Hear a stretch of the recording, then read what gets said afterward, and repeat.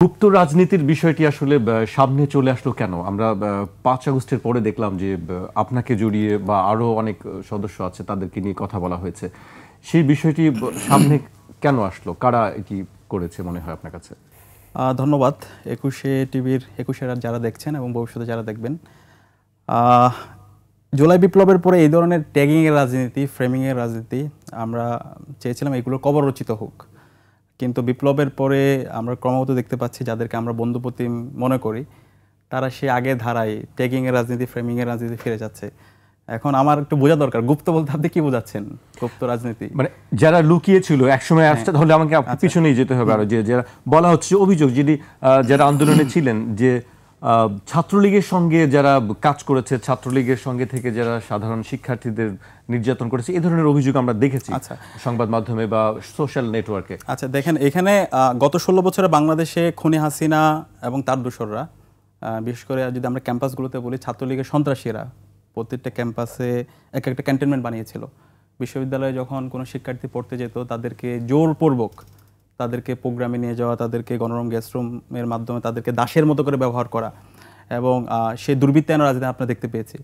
তো ঢাকা বিশ্ববিদ্যালয়ে আপনি যদি দেখেন বিগত সময়ে যারা আসছে শিক্ষার্থীরা, গ্রামগঞ্জ থেকে বিভিন্ন জায়গা থেকে বিশ্ববিদ্যালয়ের শিক্ষার্থীরা আসে, তো আসার পরে তাদের তো আর এই ঢাকায় ওঠার মতো জায়গা নেই। তো হলে আসার পরে এই ছাত্রলীগের সন্ত্রাসীরা জোর করে শিক্ষার্থীদেরকে তাদের প্রোগ্রামগুলো বাস্তবায়ন করার জন্য নিয়ে যেত। তো সেই আলোকে এখানে শুধুমাত্র শিবিরকে ব্লেম করা হয়, কিন্তু আপনি যদি দেখেন ছাত্রদল, গত পরশু তাদের একটা কমিটি হয়েছে, এখন পর্যন্ত আমি দেখতে পেলাম প্রায় ৭০-এর উপরে ছাত্রদলের যারা কমিটিতে আসছে তারা এই ধরনের ছাত্রলীগের প্রোগ্রামগুলোতে তারা জড়িত ওখানে ছিল। এবং এই জুলাই বিপ্লবে যারা ফেস ছিল, সেটা মাহফুজ আলম বলেন, তারও হচ্ছে ছাত্রলীগের প্রোগ্রামগুলোতে যাইতে হয়েছে, সেটা হাসনাত বলেন, সার্জিস বলেন, এরকম যারা ছিল। তো ওইটা একটা অঘোষিত ছাত্রলীগের একটা কালচার ছিল, ক্যাম্পাসে যে শিক্ষার্থীরা ছিল সবাইকে জোরপূর্বক প্রোগ্রামে নিয়ে যাওয়া। তো আমরা শুরু থেকে চেয়েছিলাম এই ধরনের একটা কালচারের কবর রচনা করা। আমরা যখন ক্যাম্পাসে আসছি, আমি ২০১৭ সালে ঢাকা বিশ্ববিদ্যালয়ের ক্যাম্পাসে ভর্তি হই।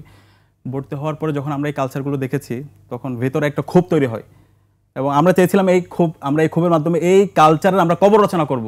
ঢাকা বিশ্ববিদ্যালয়ে মেধাবী শিক্ষার্থী পড়তে আসে, তাদের বাবা মায়ের স্বপ্ন, তাদের পুরো এলাকার স্বপ্ন, কিন্তু এই বিশ্ববিদ্যালয়ে আসার পরে তাদের এই সকল স্বপ্নগুলোকে ভঙ্গ করে দেওয়া হয় এবং ছাত্রলীগের সন্ত্রাসীরা তাদেরকে দাসের মতো করে ব্যবহার করে। তো আমি যখন আসছি, আমিও প্রথমে আপনার হচ্ছে ১ মাসের একটু কম, ১ মাসও থাকতে পারি না হলে, পরে আমি হল থেকে বের হয়ে চলে আসি, কারণ এই কালচার অ্যাডাপ্ট করতে পারতেছিলাম না। এরপরে ফার্স্ট সেমিস্টারে আমি ডিপার্টমেন্টে ফার্স্ট হই। এরপরে হলে লিগালি অ্যাপ্লিকেশন করি, অ্যাপ্লিকেশন করার পরে হলে সিট পাই। এরপর আসার পরে ছাত্রলীগের সন্ত্রাসীরা তখন যেটা হয়, জোরপূর্বক কিছু প্রোগ্রামে নিয়ে যায় এবং কয়েকটা প্রোগ্রামের ছবি সামাজিক যোগাযোগ মাধ্যমে পাওয়া যায়।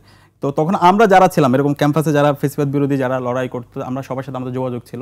তো আমরা সবাই মিলে এমন একটা পরিকল্পনা করছিলাম, এই ছাত্রলীগের সন্ত্রাসীরা যে কালচারের মাধ্যমে ঢাকা বিশ্ববিদ্যালয়ের সবচেয়ে সম্ভাবনাময় ছেলেদেরকে তাদের ক্যারিয়ার একটা রেজিস্টার করে দিচ্ছে, সেই কালচারের কবর আমরা রচনা করব। তো সেই অনুযায়ী জুলাই বিপ্লব শুরু হয়েছে। জুলাই বিপ্লবে আপনারা দেখতে পেয়েছেন ১৭ জুলাই এই ছাত্রলীগের সন্ত্রাসীদেরকে আমরা প্রতিটি হল থেকে তাদেরকে বের করে দিই এবং প্রত্যেকটা হল সেদিন ছাত্রলীগ মুক্ত হয় এবং মূলত ওই দিনে বাংলাদেশ স্বাধীন হয়ে যায়।